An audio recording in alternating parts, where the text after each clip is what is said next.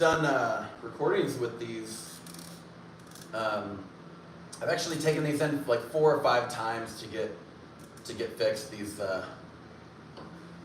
second generation AirPods. But okay, so today's lesson is just going to be on like rage therapy, just going at the drums, fucking them up, like expressing yourself. The first part, a lot of people will do stretches like this. Kind of, I saw one of my buddies that was really into Tool, and it just had a beautiful set, resonant heads. I kind of have that going here.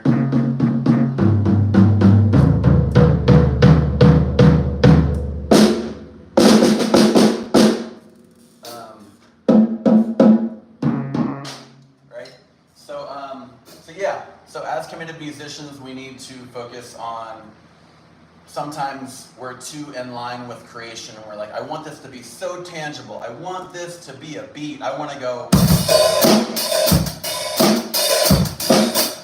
Like you truly want to stay within the lines. So this is not about that. This is about like delineating from that sense of purpose. So the first thing to do is just kind of double the last third of your stick up, grab it, do your stretches, just gentle. Like if this is painful, stop. None of this should be painful. Just allowing some leverage to grab the stick in both ways. To stretch out first before you do this. The real method is just going at it and like having it be cathartic and like catharsis based. You're cussing, you're doing whatever you need to do to take out the emotional context of what you're feeling on your drum set. Like what I was saying about this when my audio wasn't working is like all you need is one fucking drum. Like that's commitment, right? Buy a drum, buy a snare, keep it on your lap, put it on a table. Truly, like Occam's razor, like the simplest solution is usually the one the group usually goes with, right? At the very end of it, after all is talked about, right? So kind of chime in on that. Like, what was your first drum? What was your first drum experience, right? What do you think are the best stretches for drummers, right? What about the low back, LB, right? What types of seats do you recommend? Like right now, I have a really nice form-fitted seat. I would call this like, it's made by PDP, but you can have ones with lumbar support. It's definitely worth it to have like a high-quality seat. There's like one over there that's just the average size, just a little bit. It's probably like a 12 or a 13 as far like inch as far as like that goes. But yeah, like this was one of the first ones that I learned from one of my drummers, a guy that I was jamming with named Adam. Adam Cole is such a badass. We definitely had like a hardcore band together, and it was so sick. So yeah, and I've seen people do stuff like this. That creates like some wind resistance too, and it feels good on your wrist. It's not just like, you're not just like turning it like this, which is nice for range of motion, but you really don't have anything to like, you don't have resistance. So that's a pretty good stretch too. I just put it at a 45-degree angle, or you can go out like this, straight on, right? 180 degrees, boom to boom, right? I just felt something release here, yeah, wow. So yeah, so this works. It's something that we can do as drummers to just process emotion, process, some free fucking therapy. And it just feels good too, you see like boxers, and they're shadow boxing in place, right? Or they're making like a capoeira sort of V, and they're doing this, they're turning their body, right? We have to think about that contortion or that torsion of like, we're going over here to this side of the kit, or we're centered, right? Or we're asymmetrically going over to the right side of the kit, which is usually tom heavy, right? For those of us that are playing our hi-hats, dominant hand with your right hand. But your drum rudiments, right? Stick control as a book, right? As a methodology towards the rudiments of all the patterns, right? All the patterns that we can play. In the world of guitar, 1, 2, 3, 4 on everything, right? 1, 4, 3, 2, 1, 4, 2, 3, right? All the patterns or permutations, right? Or possibilities. We have those too. They're just called rudiments, right? Or drum rudiments or drum patterns, right? Everything that we can do, every single combination of what's happening. So let me check out the comments. What up, y'all? All right, you're back. Play some Guns N' Roses. Yeah, totally. Hell yeah. Yep, we got a bunch of guitars. We got a bunch of guitars here. Let me just show around the studio. So this is our live room. It's a foyer. Bass amp, guitar amp at 212. I really love this Elka amp right here. It's Italian made. And so I've got my mixer into there, right? Wurlitzer piano, love that chair. That's my lyric writing chair right there. Got a digital set. I've got a jungle kit down there, a suitcase kit. And then I've got the hand pan right there. That's some pretty cool stuff. I love that thing. These are my roomie's amps and pedal board right there. He's got a 6 set up. Yeah, and that's where I usually film from. But yeah, this one's kind of, this is set up as a hand pan. But I bought that at a friggin' TJ Maxx or something. It was crazy. And it just has such a sick sound to it as far as like an element to it, you know, just kind of.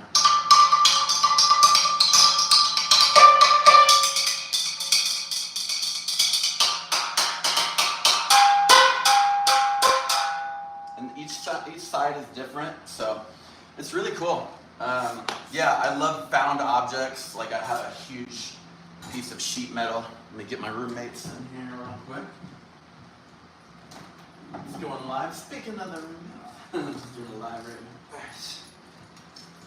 But yeah, so basically it's with found objects, you know, like I was saying, like that sheet metal, it sounds like a clap of thunder. It sounds like just rad enough to like, it's like very, and it starts off, and I don't know, it's just really weird. Like I didn't think it would work, so I drilled a hole.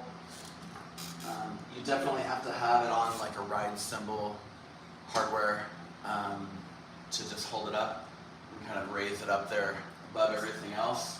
But yeah, it's set about right here. So I'll link to that video that I have the sheet metal. It's almost like a deadened China cymbal is the timbre or the sound color, right? The tone color of that.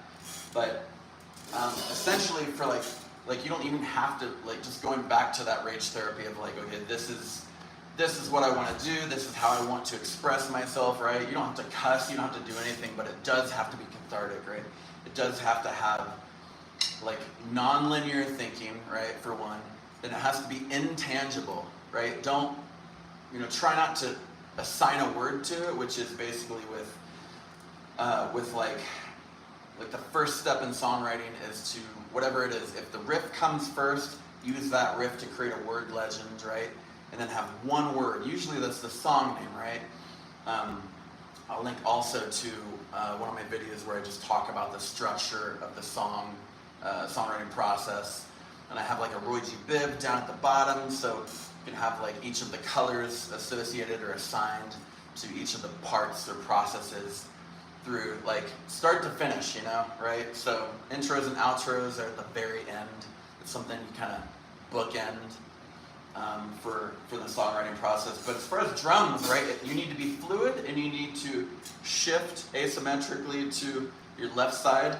This is about as far as you should go, and then right here. So a lot of people will have lower back injuries. So your seat needs to swivel to accommodate for that shift, right? And also for your workouts, right? Doing kettlebells on both sides, right? That's a really good lower back workout. It helps a little bit with your traps as well. So you'll do that there. I really like I said, there's this one right here, right, at a 45-degree angle. It creates resistance, right? If you try to do this like that, it's just not, there's a muscle that wraps around here that allows you to rotate your hand, right? To go back, like for doing crossover work, stuff like this.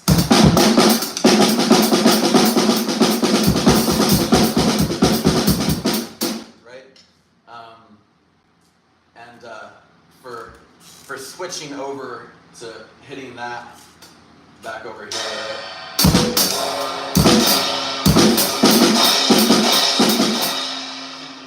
Like where your muscle is actually flipping over and responding. So I am gonna do just the goal for it is rage out or do whatever you want, right? But also like to not have a set pattern. That's the only goal. That's the only rule that I have right now as a committed musician, a committed drummer, right? As a percussionist, right? But just listening to my fuck ups, I'm gonna fuck up, I guarantee it, right? But to honor that fuck up, to truly like learn from it. I don't know if you guys saw the Jimi Hendrix poster, but in the book Zen Guitar, you should check the book out, Zen Guitar. Actually, there's a quote from Jimi Hendrix, and he talks about like whatever he screwed up that note, he instantaneously goes by, after the note, and he'll play that pattern again with the wrong note, and he'll try to make it right. It's basically having ornamental sort of stuff and kind of like carving around that wrong note to put it into context and kind of shove it in. Usually it involves chromaticism, right? Which isn't really, it's not really a focus for us as percussionists, but there are tones, right?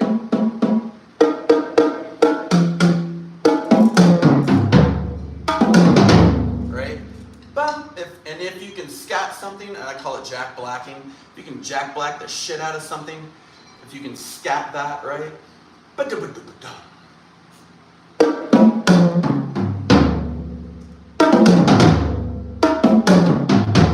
And thinking about your left-right patterns too, like that.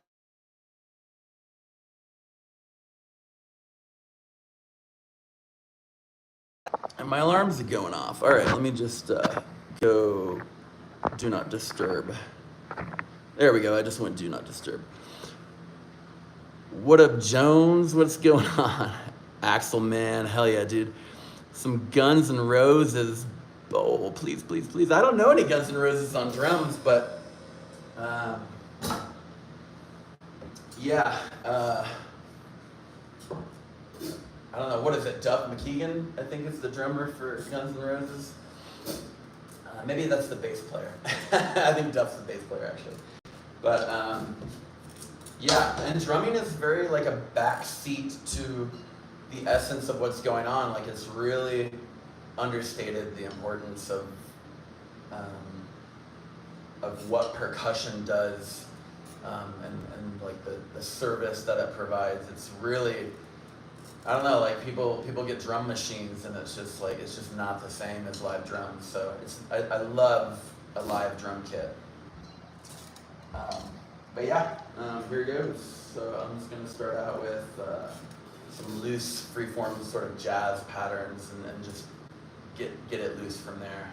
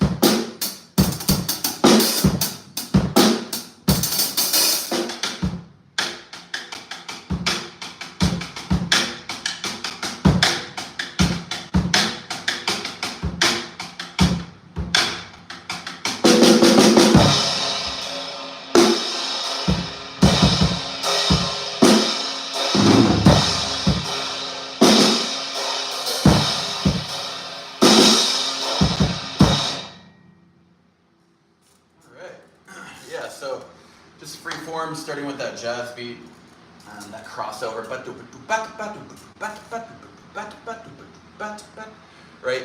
It's almost like if it were a dance move, right? It would be like very yin yang, very flow, almost how you do conducting, right? 1, 2, over 3, and up 4, right?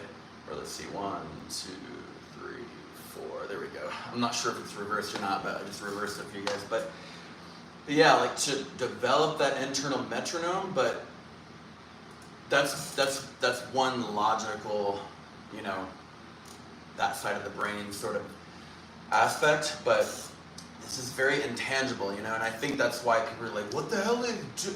Like a lot of people, one, either hate drum solos, 2, they really don't understand the context of the tones, like what is actually happening through the sonics of what frequency these drums are tuned to, right?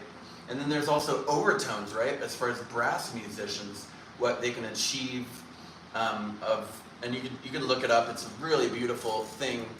There's what's called the overtone series, and I started out on trumpet, and I went eventually back to trumpet, but I went to trumpet in music college, and then I went to saxophone. I just like on a whim with my roommates like bought a fucking alto sax, like because I had no clue. I was like, I'm gonna learn this. This is my investment.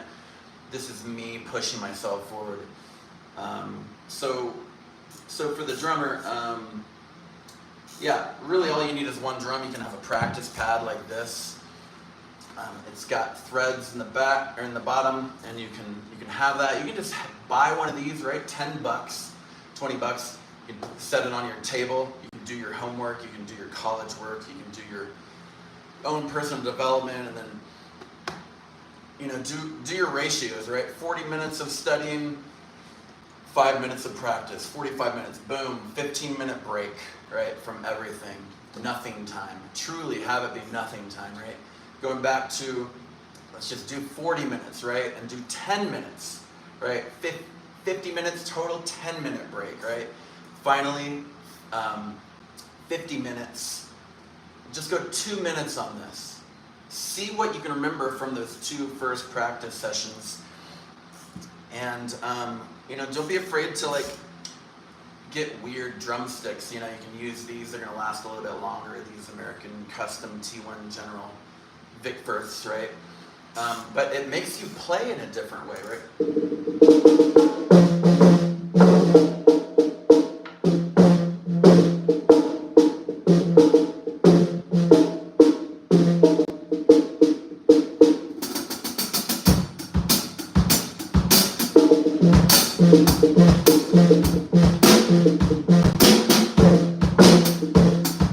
Right? So there's a little pattern that I did on a song that utilized those. So yeah, as a committed musician, wherever you're at, like move from that today, right? If you have to build your drum, right? That's what I'm talking about these found instruments. Like this is just decor, fake flower vase made out of metal. You can kind of see that they've hammered it out. And it used to have a sticker on there too. You can sample this, right? With the koala sampler. You can sample this and just have it forever. Return it, right? Do that with bowls, like cooking bowls. Do that with pieces of wood, pieces of metal, like I talked about, linking the piece of sheet metal that's kind of folded over, and then the sides are folded under, so I don't like lacerate my arm as I'm walking by or slice my neck, right? So you don't really have to have professional gear. You can, like I have a really nice pork pie. It's called the Pig Light. It's a pork pie snare, and I swore to myself if I ever got a chance to invest in a pork pie kit, I would do so. And my buddy Jeff, like, he's a really, really awesome dude, Jeff Mason, into entomology as well, like me. But he sold me this, and it has LEDs inside. and it's just the coolest thing. Like, I lost the remote at a show, but yeah, it's just stuff like this that allows you to be, it allows you to be present, but it also takes, it kind of reinserts the kid-like wonder, you know, and that's the point of all this, of like you should have childlike wonder, you know, to approach something like that and be like, oh, that's freaking cool, okay? And then so what that leads to for me is, oh, I wonder if, where is this at a tempo, right? So I would literally play it to that, right? That would be my next what if scenario as a committed musician, of like, okay, maybe that might be too fast for me, but I really want to try to visually cue that up with something that's felt, right, or tempo, right? So there's an on and an off, right? But it's I'm gonna do left, right, so I can actually focus on both of those. But usually we go towards the hi-hat, right, as drummers. It would be better if I had two colors than if I had the remote.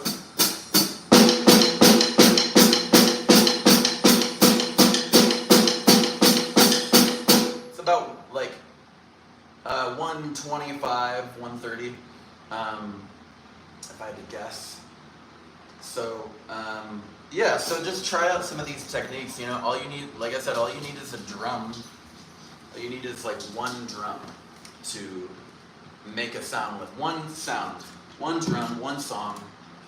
It could even be like I said, the practice pad, you know, to actually have something that you can put later on your snare drum, and then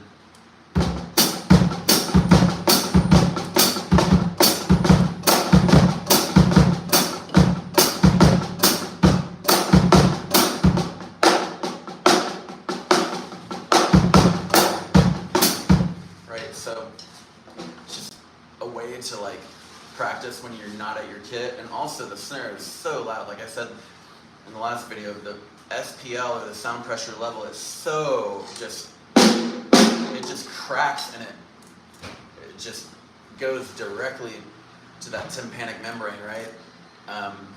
And so just check the comments real quick. Yeah, and so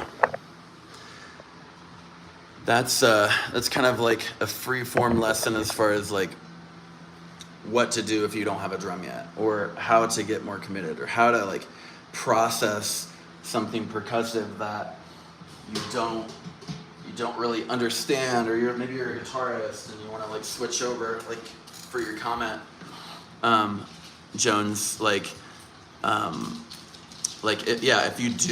if you are a guitarist, you know, to basically your right hand is going to be, the left hand is logic, right? Assuming you're a righty, and the right hand is rhythmic, right? So that's going to be, I would start drumming with your right hand first, kind of just do patterns on the bongos, right? Or just have that one drum like.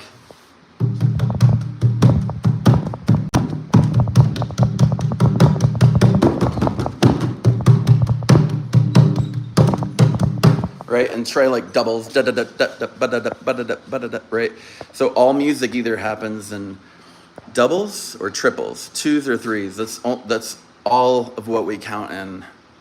Everything else is just a duplication of that. So 4/4, that time signature, right? All that is two groups of two. So yeah. Thanks for the questions, and. Happy learning, stay committed, keep an open mind, and I hope you guys have a great August 20th. Cheers.